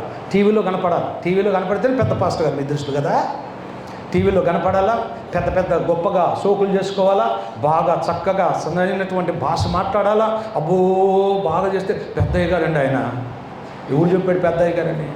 ఎవరు చెప్పాడు? దేవుడు ఏమన్నా రాసి ఇచ్చాడు పెద్దయ్య గారు చిన్నయ్య గారని? సూట్ వేసుకున్నాడు కంటే సంచి తగిలించుకొని ఊళ్ళలో తిరుగుతారు చూడండి నమ్మకమైన సేవకులు, వాళ్ళు గొప్ప. ఒక్కసారి సేవకులు కూడా చప్పట్లు కొట్టండి, నిజంగా చప్పట్లు కొట్టండి, అభినందించాలి మనం. We have to appreciate hour pastors.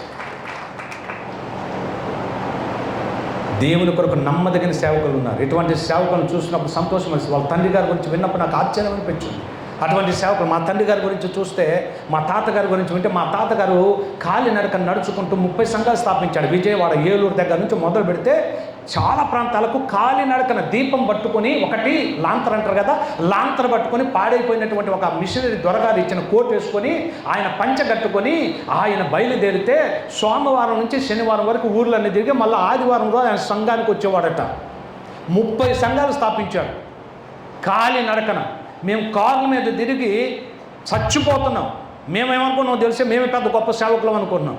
కానీ ఈ రోజున కూడా తినక అనేక మంది గొప్ప సేవ చేసే వాళ్ళు ఉన్నారు. పిల్లరా, ఎప్పుడు సేవకుని డివైడ్ చేయకండి.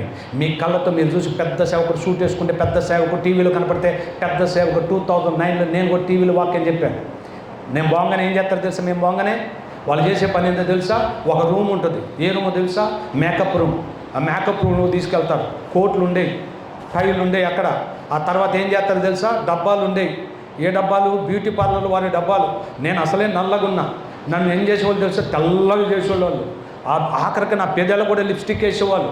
అసలు బయట టీవీలో నన్ను నేను చూసుకుని నేను ఆశ్చర్యపోయి నేను ఇంత ఎప్పుడు అందంగా తయారైనది. బయటకు వస్తే నల్లగా ఉండేవాళ్ళు. నేను అలా చేసుకొని 30 నిమిషాల్లో 27 నిమిషాలు వాక్యం చెప్పాలి. 3 నిమిషాలు వాళ్ళు మామూలుగా వదిలిపెట్టాలి. దానికి 27 నిమిషాలు మేము అక్కడ కూర్చుంటాం. 27 నిమిషాలు కూర్చొని ఎవరికి వాక్యం చెప్తాం మేము? మీకే, అంటే క్రైస్తవులకే. మీరేగా చూస్తారు, బయట వాళ్ళు ఎవరైనా చూస్తారా వాక్యం? ఈ రోజున లక్షల రూపాయలు టీవీకి దారబోసి మీకు చెప్తుంటారు. భారంగా నడుస్తుంది టీవీ పరిచర్య. దయచేసి మీరందరూ కూడా మమ్మల్ని ప్రోత్సహించాలంటే ఎవరు చేయమన్నాడు? నేను భారం అయితే ఆ పరిచర్య ఎవరు చేయమన్నాడు? సువార్త ఒకటి ప్రకటించు, లేని చోటకి వెళ్ళు. డబ్బులు లేకపోయినా అవసరం లే, నువ్వు నడుచుకుంటే వెళ్ళి బస్ స్టాండ్లోనో ఎక్కడ కూర్చొని ఒక వ్యక్తితో టీ తాగకుండా సరదాగా మాట్లాడు. చెన్నై రాష్ట్రంలో ఒక రోజున ఒక మీటింగ్కి వెళ్ళాను, పాస్టర్స్ కాన్ఫరెన్స్కి. అలా వెళ్ళినప్పుడు నా ఫ్రెండ్ ఒక ఆయన కెన్యా నుంచి వచ్చాడు. కెన్యా నుంచి వస్తూ ఆయన ఎయిర్పోర్ట్కి వెళ్తున్నటువంటి టైంలో, ఎయిర్పోర్ట్ నుంచి తీసుకొస్తున్న టైంలో నేను కూర్చున్నాను వెనక, ఆయన ముందు కూర్చున్నాడు, మాట్లాడుకుంటూ ఉన్నాడు. ఆయన ఏమన్నాడు తెలుసా? ఆ డ్రైవర్తో మాట్లాడి, hi brother, how are you అని పరిచయం చేశాడు. అంతే. చేసి ఏమన్నా తెలుసు? డైరెక్ట్గా వాళ్ళకేం తెలుసు ఇక్కడ బాధలో? డైరెక్ట్ ఏమన్నాడు తెలుసా? Do you know Jesus? యేసు గురించి తెలుసా నీకు అంటే కొద్దిగా తెలుసు అని, కొద్దిగా తెలుసు. కొద్ది కాదు, పూర్తిగా తెలుసుకోండి. నిజమైన దేవుడే నీకు చెప్పడం మొదలుపెట్టాను.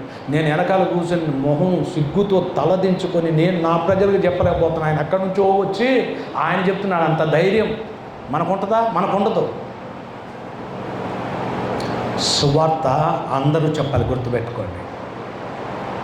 ప్రకటింతునయ్యా ప్రతి చోట నీరు సువార్త, యేసయ్యా ప్రతి చోట నీరు సువార్త. ప్రకటింతునయ్యా ప్రతి చోట నీ ప్రేమ వార్త, యేసయ్యా ప్రతి చోట నీరు సువార్త.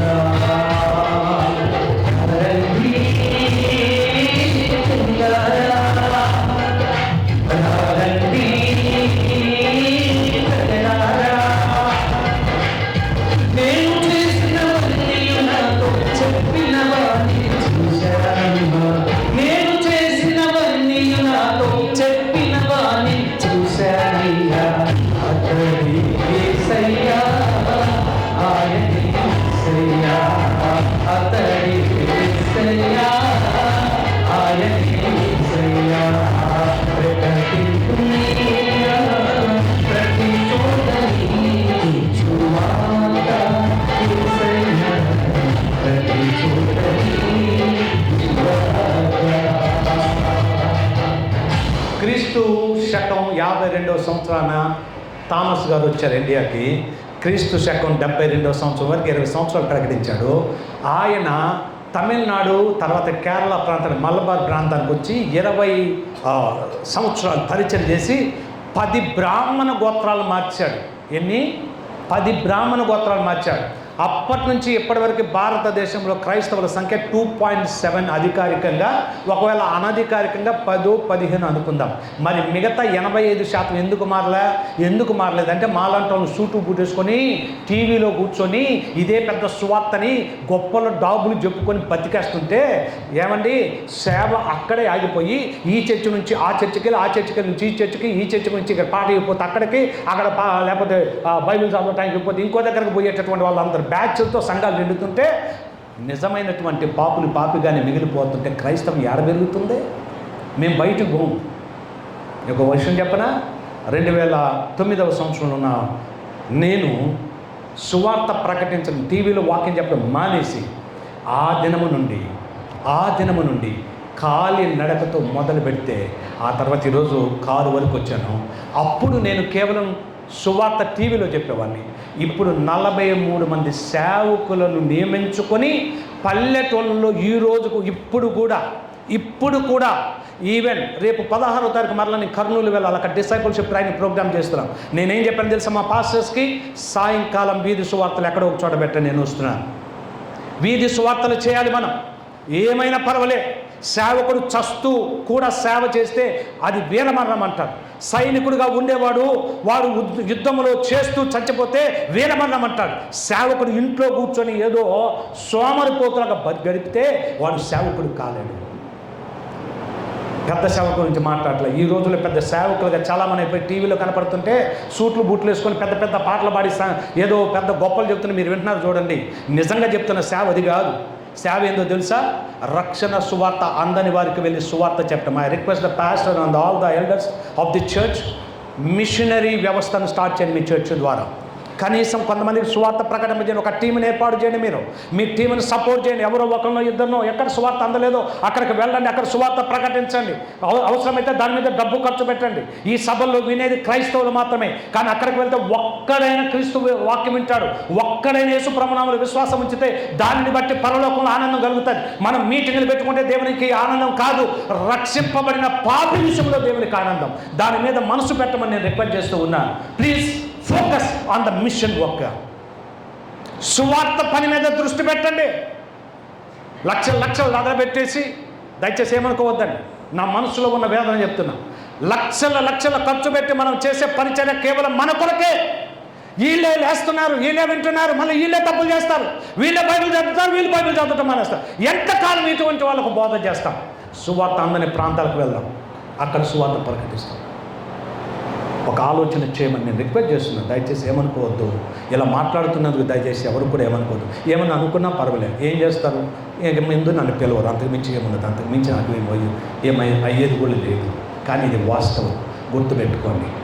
సంఘము దేవుని మీద ఫోకస్ చేయాలి, లేకపోతే చేస్తానని దేవుడు సెలవిస్తూ ఉన్నాడు. ఆ తర్వాత మీకు ఒక మాట చెప్తాను. ఈ వాక్యం చెప్పిన తర్వాత ఎప్పుడైతే జఫన్యా వెళ్ళి చెప్పాడు, ప్రజలందరూ మారుతున్నారు, ప్రజలందరూ తప్పు తెలుసుకున్నారు.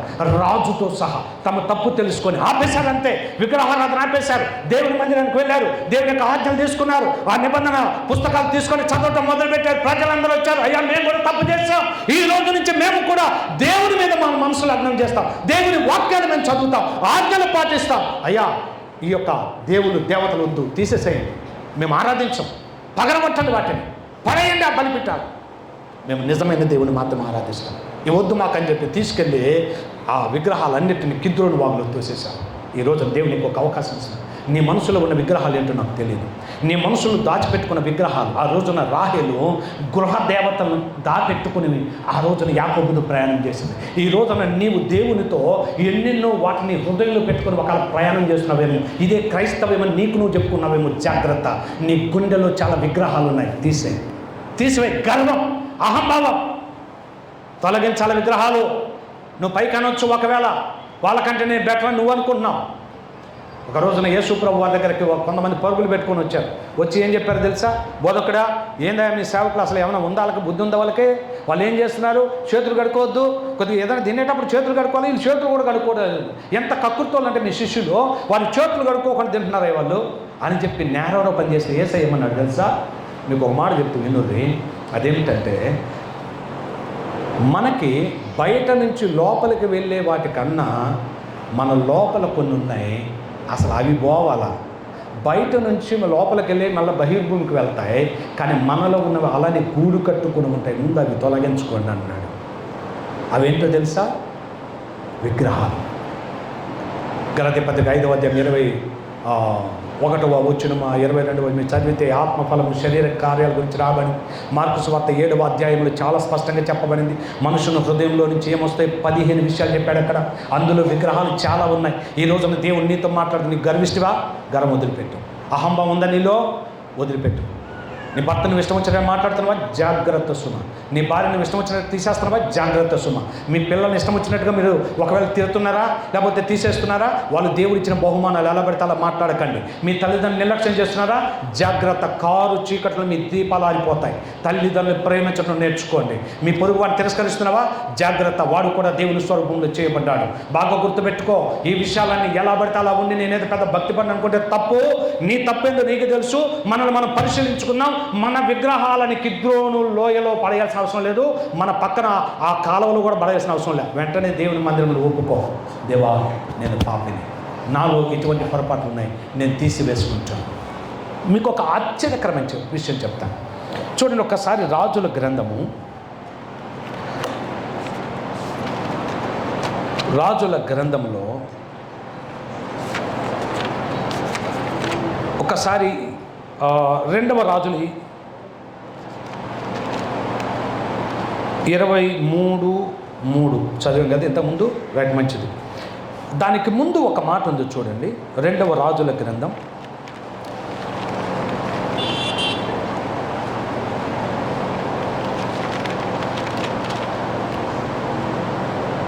2వ రాజుల గ్రంథంలో ఆహాబు రాజును మనం చూస్తాం. మొదటి రాజుల గ్రంథంలో ఆహాబు రాజు గురించి మనకు బాగా తెలుసు. ఆహాబు గురించి మనం చదివినటువంటి మాటలు ఏంటో తెలుసా?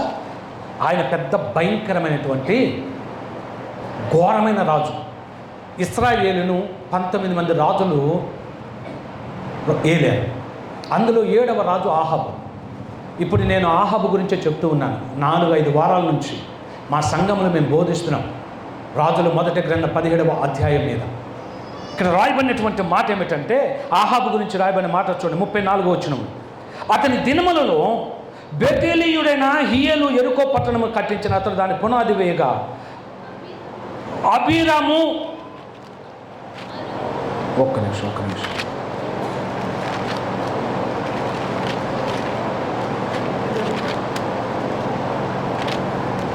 ఆహాబు చదవడం ఒక్కసారి.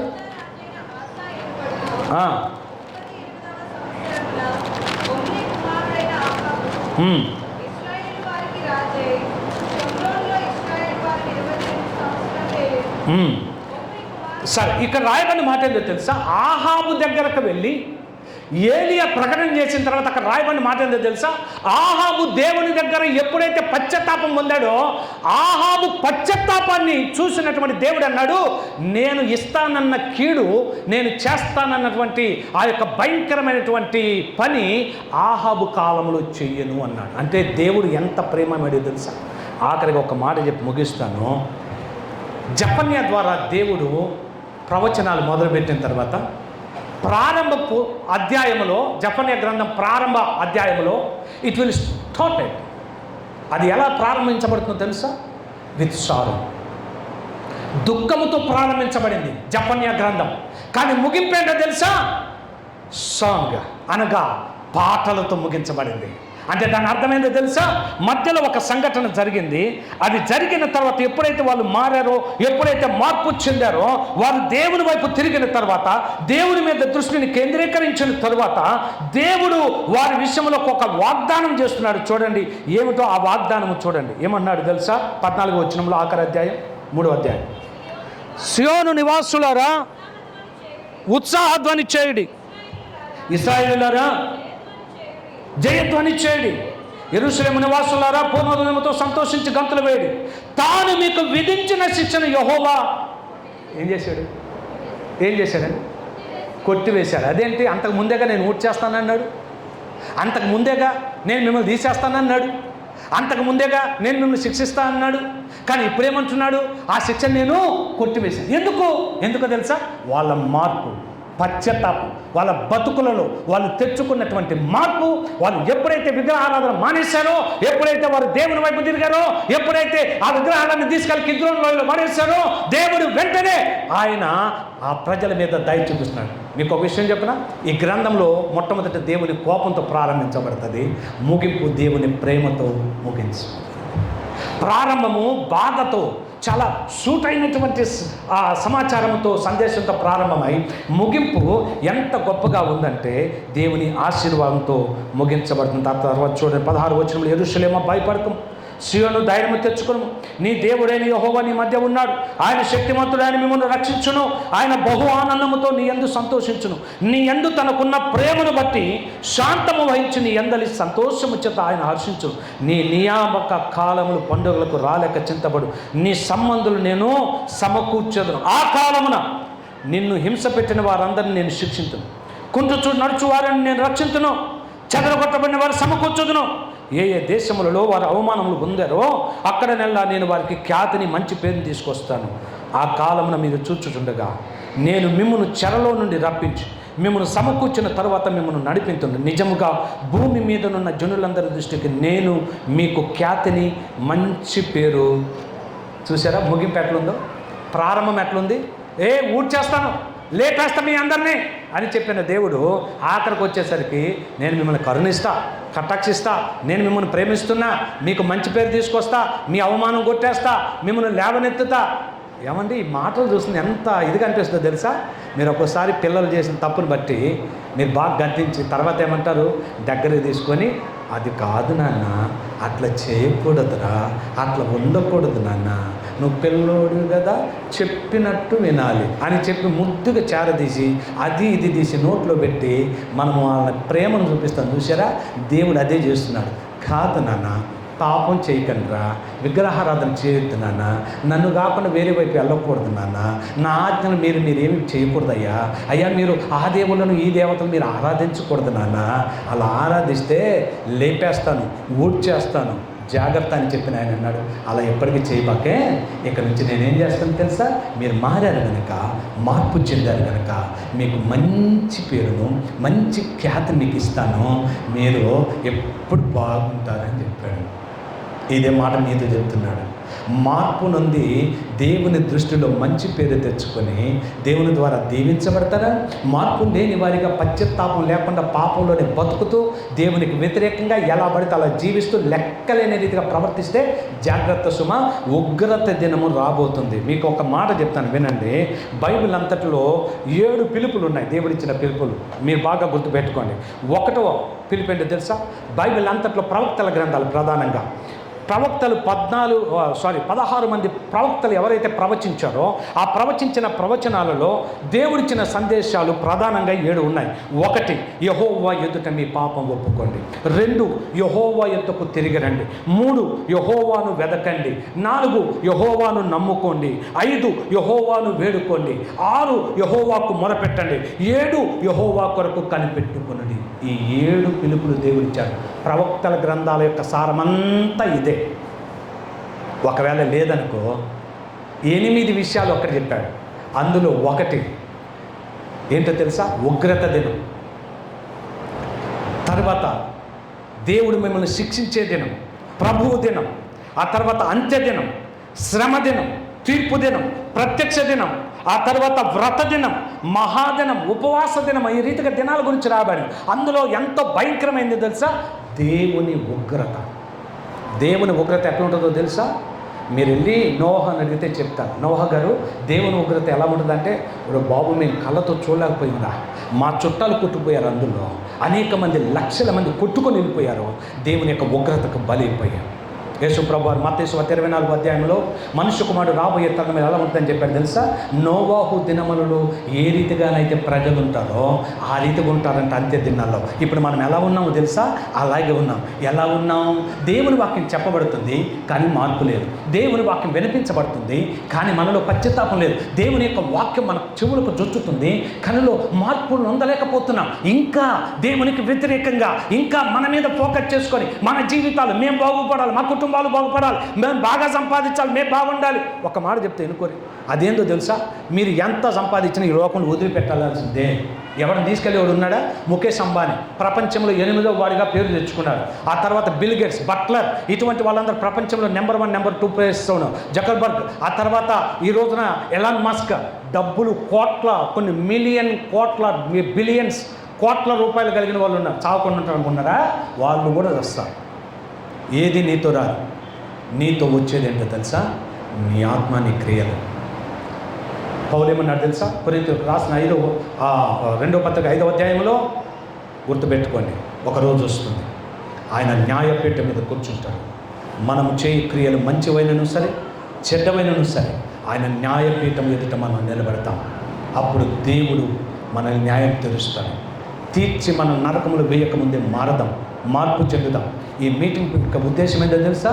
మనలో కొంతమంది తిరిగి సరిదిద్దుకొని దేవుని వైపు మరలతామేమో అని మీటింగ్ పెట్టారు. ఒకవేళ ఈ మీటింగ్లు అయిన తర్వాత నాకంటే నా తర్వాత వచ్చే గొప్ప దైవజనులు ఉంటారు. నేనంటే చిన్న పాస్టర్ కానీ నా తర్వాత గొప్ప గొప్ప దైవజనులు వస్తారు. వాళ్ళు కూడా చెప్పేది ఇదే ఆఖరికి. ఎవరు చెప్పిన ఇదే చెప్తారు. బతుకు మార్చుకొని, జీవితం మార్చుకొని పరలోక రాజ్యం సమీపించబడింది.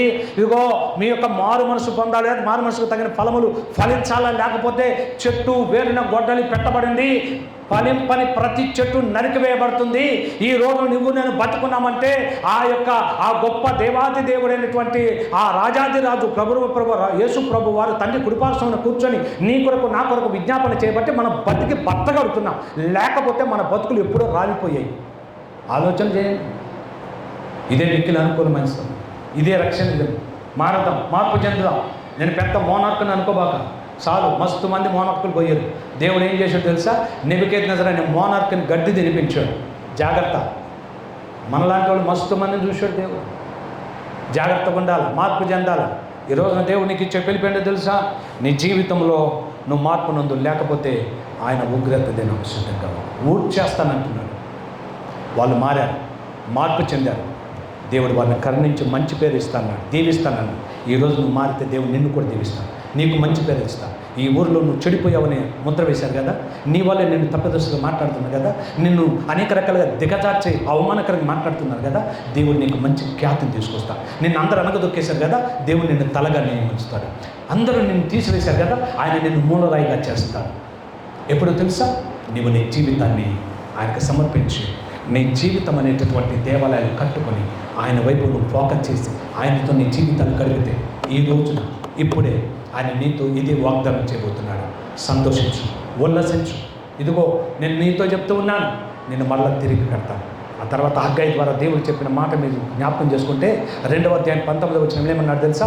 ఇది మొదలుకొని యెహోవా మిమ్మల్ని ఆశీర్వదించను. ఎందుకన్నాడు? వాళ్ళు మార్పు చెందుకొని వాళ్ళు దేవాలయాన్ని కట్టారు. మార్పు తెచ్చుకొని ఎప్పుడైతే దేవాలయం కట్టారు, 15 సంవత్సరాలు ఆగారు వాళ్ళు దేవాలయం కట్టకుండా. 15 సంవత్సరాలు వాళ్ళ బతుకే, వాళ్ళ ఇల్లు, వాళ్ళ వ్యాపారాలు, వాళ్ళ పనులు ఇదే. దేవుడి ఉగ్రత తాళలేక ఎప్పుడైతే హగ్గై వెళ్ళి దేవుని పక్షంగా నిలబడి వాక్యం చెప్పాడో, మాట చెప్పాడో, మార్పు చెంది వాళ్ళు దేవుని ఆలయాన్ని కట్టేశారు. కట్టిన తర్వాత దేవుడు అన్నాడు, ఇది మొదలుకొని నేను మిమ్మల్ని ఆశీర్వదిస్తాను.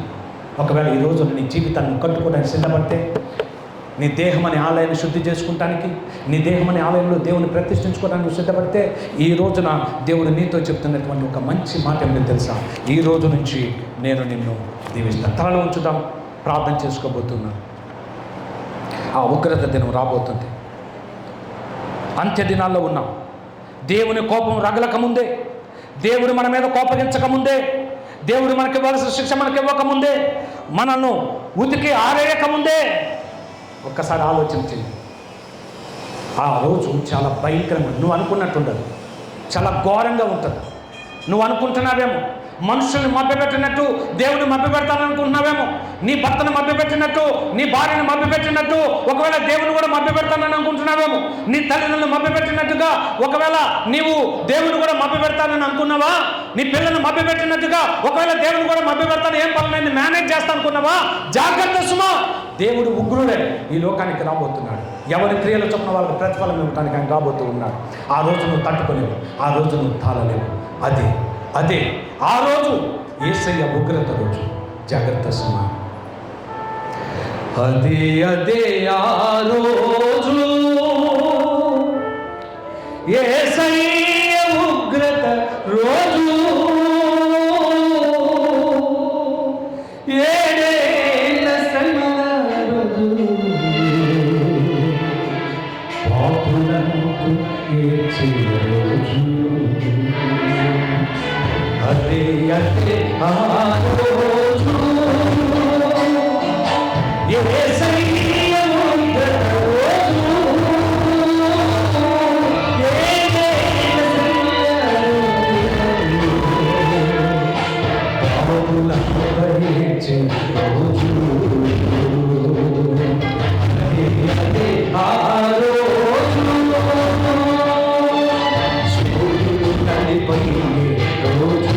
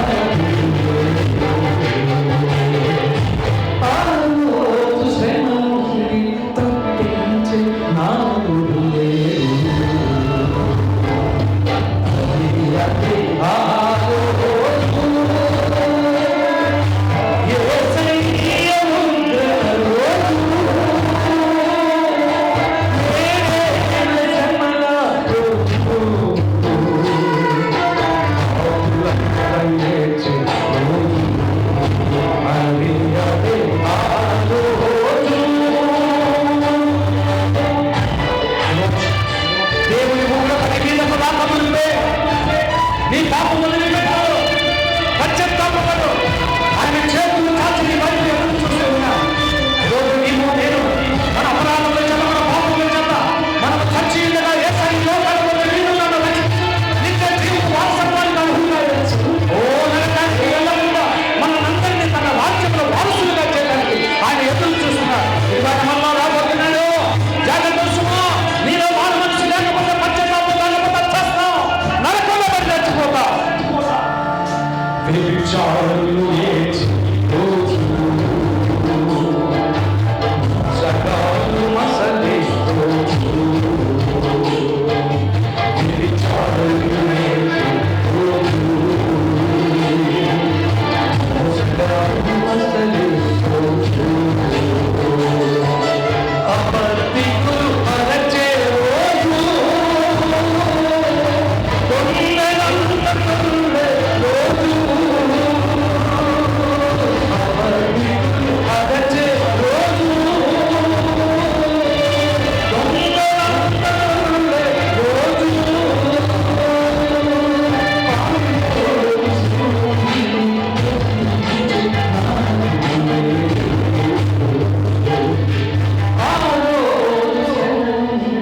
తప్పించే నాదు లేదు. ఆ రోజు యేసయ్య ముందు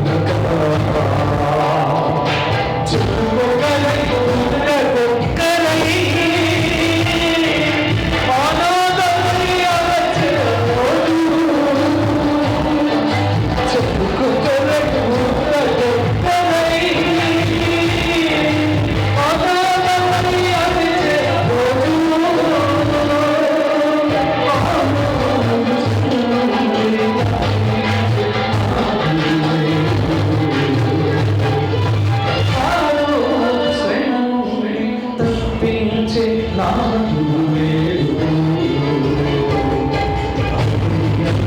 ఆ రోజు యేసయ్య ముందు రోజు, యేసయ్య రోజు,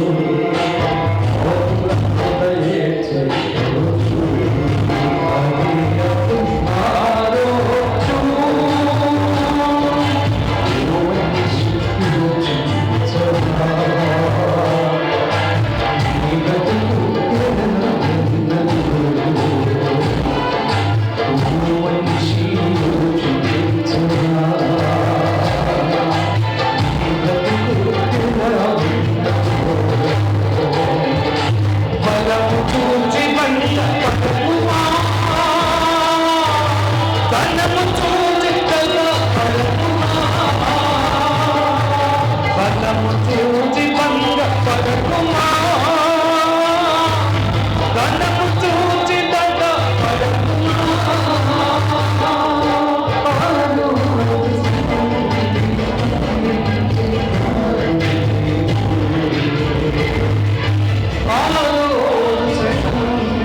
తప్పించే నాదు లేదు.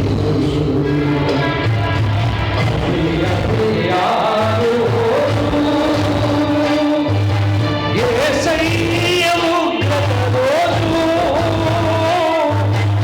ఏడేళ్ళ శ్రమల రోజు, పాపులంత ఏడ్చే రోజు,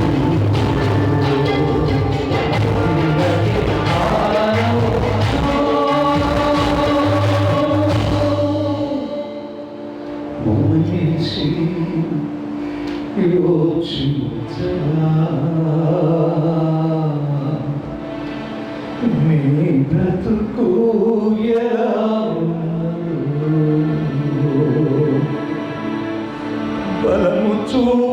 భంగ పడకుమా,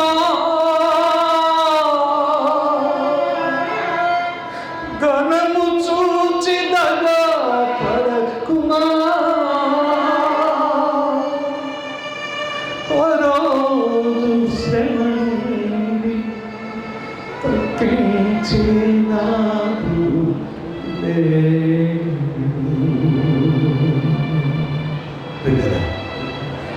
ఈ మధ్యాహ్న సమయంలో దేవుడు ఎంత మాట్లాడుతున్నాడు. ప్రియ సహోదరుడా, ఈ మీటింగుల యొక్క ఉద్దేశం ఎవరో ఒకరు రక్షించబడాలి. ఈ మీటింగుల యొక్క ఉద్దేశం ఇంత ఖర్చు పెట్టేది ఎందుకో తెలుసు. ఒక్కరన్నా తిరిగి దేవుని వైపు మరలుతారు. పాప మార్గంలో నడుచుకునే వారు పశ్చాత్తాపడతారు. దేవుని విడిచిపెట్టి లోకంలో తిరిగేవారు తిరిగి దేవుని వైపు నడుస్తారు. ఆధ్యాత్మికంగా చచ్చబతుకుతున్న వారు తిరిగి క్రీస్తు యేసులో జీవాన్ని పొందుకొని ఆత్మలో ఉల్లాసిస్తారు. ఆ రోజున జెఫన్యా మాట చెప్పగానే యోషియా అనే రాజుతో సహా ఆనాటి కాలంలో ప్రజలందరూ కూడా మార్పు చెందారు. విగ్రహాలు తీసేశారు. ఓ దేవుని మందిరానికి వచ్చారు. దేవుని సన్నిధిలో తమ పాపాలు ఒప్పుకొని దేవుని యొక్క ఆజ్ఞలకు లోబడి దేవునితో మరలా తిరిగి నిబంధన చేసుకొని దేవుని ఆరాధించు. విగ్రహాలు తీసుకెళ్ళి కిందలను వాగులు పడేశారు. ప్రియ సహోదరుడా, సహోదరి, ఈ రోజున పడేస్తావా నీలో ఉన్న విగ్రహాలు? ఎంతకాలం దాచిపెట్టుకుంటావమ్మా నీ గృహ దేవతను దేవుడు? బాబు, ఎంతకాలం దాచిపెట్టుకుంటావు నాన్న? యేసయ్య వస్తున్నాడు. దయచేసి మార్పు చెందుదా, పశ్చాత్తాపం చెందుదా, దేవుని వైపు మన జీవితాలు తిప్పుకుందా. ఓ, ఆయన ఎంత గొప్ప దేవుడు తెలుసు. నువ్వు ఎంత ఘోరమైనా ప్రేమించేది. ఎన్నో తప్పులు, ఎన్నో పాపాలు చేసి తండ్రికి దూరం అయిపోయి వెళ్ళిపోయినటువంటి ఆ తప్పిపోయిన కుమారుడు కొరకు తండ్రి ఎదురు చూస్తున్నట్లుగా ఈ రోజుకు నీ దేవుడు నీ కొరకు ఎదురు చూస్తున్నాడు. నీ పాపాలతో తిరిగి నువ్వు చావకూడదని, నువ్వు నరకానికి వెళ్ళకూడదని మనందరి కొరకు యేసయ్య లోకానికి వచ్చి రక్షకుడిని పిల్లరా మనకు ఒక మార్గాన్ని చూపించి ఆయన ద్వారా ఇప్పుడు మనం పరమ తండ్రిని పిలవగలుగుతూ ఉన్నాం. తండ్రి, అబ్బా అని పిలవగలిగే కృపనిచ్చి నీ కొరకు నా కొరకు తండ్రి కృపాశ్రమంలో కూర్చొని నిత్యం విజ్ఞాపన చేస్తున్నాడు. అంత మాత్రమే కాదు, ఈ భూమి మీద తన రాజ్యాన్ని స్థాపించడానికి రాబోతూ ఉన్నాడు. ఆగమనముగా మధ్యాకాశంలోకి వచ్చి సంఘమును ఎత్తుకుంటూ ఉన్నాడు. తన నమ్మిన వారందరినీ ఎత్తబడే గుంపులోనైనా ఉండాలి, చేర్చబడిన గుంపులో, పరలోక రాజ్యంలో చేర్చబడే గుంపులోనైనా ఉండాలి. ఉంటావా? మార్పు తెచ్చుకుంటావా? ఎన్నో మీటింగ్స్ జరుగుతున్నాయి, వస్తున్నాం పోతున్నాం అనుకొని ఈరోజు కూడా అలానే వెళ్ళిపోతావా? దేవుడు నన్ను అడగడు, నాది నన్ను అడుగుతాడు, కానీ నీది నిన్నే అడుగుతాడు. నువ్వు తప్పించుకోలేవు దేవుని దగ్గర. నువ్వు దేవుని మభ్యపెట్టలేవు, గుర్తుపెట్టుకో. నువ్వు మనుషుల్ని మభ్యపెట్టినట్టు దేవుని మభ్యపెట్టలేవు. పాపము చేసి తప్పు చేసి నేనే తప్పు చేయలేదు నువ్వు ఒకవేళ బుకాయించవచ్చు, కానీ దేవుని దగ్గర తప్పించుకోలేవు. జాగ్రత్త. నువ్వు ఎవరివైనా కావచ్చు, పాస్టర్ అయినా, పోపు అయినా, బిషప్ అయినా, నువ్వు ఎవరివైనా కావచ్చు, నువ్వు ఒకవేళ ఎంత గొప్పోడువైనా కావచ్చు, నీకు అన్ని ఆస్తిపాస్తులైనా ఉండొచ్చు, పాపి పాపే. ఈరోజు నా పాపాన్ని వదిలిపెట్టి క్రీస్తు వైపు వస్తావా? దేవుడు నీకు వాగ్దానం చేస్తున్నాడు. సంతోషించు, ఉల్లసించు, నీ దేవుడైన నేను నిన్ను గొప్పగా దీవించబోతూ ఉన్నాను. ఈ లోకంలో నీకు ఉన్నతమైన స్థితిని ఇవ్వబోతున్నాను. నువ్వు అవమానం నొందిన చోట రెట్టింపు ఘనతను ఇవ్వబోతూ ఉన్నాను. నువ్వు ఎక్కడ తిరస్కరించబడ్డావు అక్కడ నిన్ను మూలరాయిగా చేయబోతూ ఉన్నాను.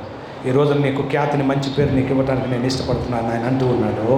ఆయన నమ్మడానికి ఇష్టపడుతున్నావు, ఆయనతో ఉండటానికి ఇష్టపడుతున్నావు, నేను ప్రార్థన చేస్తున్నాను. ఒకవేళ మధ్యాహ్న సమయంలో ఒకవేళ ఎవరైనా పాస్టర్ గారు తెలుసు తెలియకు నేను ప్రార్థనకు దూరం అయిపోయానయ్యా, తెలుసు తెలుగు సరిగ్గా ప్రార్థన చేయలేకపోతూ ఉన్నాను, వాక్యం చదవలేకపోతున్నాను, ఇంతకుముందు చర్చిలో బాగా ఉండేవాడిని అయ్యా, కానీ ఈ రోజున నా జీవితాన్ని గురించి ఆలోచిస్తే నేను దేవునికి దూరం అయిపోయి ఎంతో దౌర్భాగ్యమైన జీవితాన్ని గడుపుతున్నాను.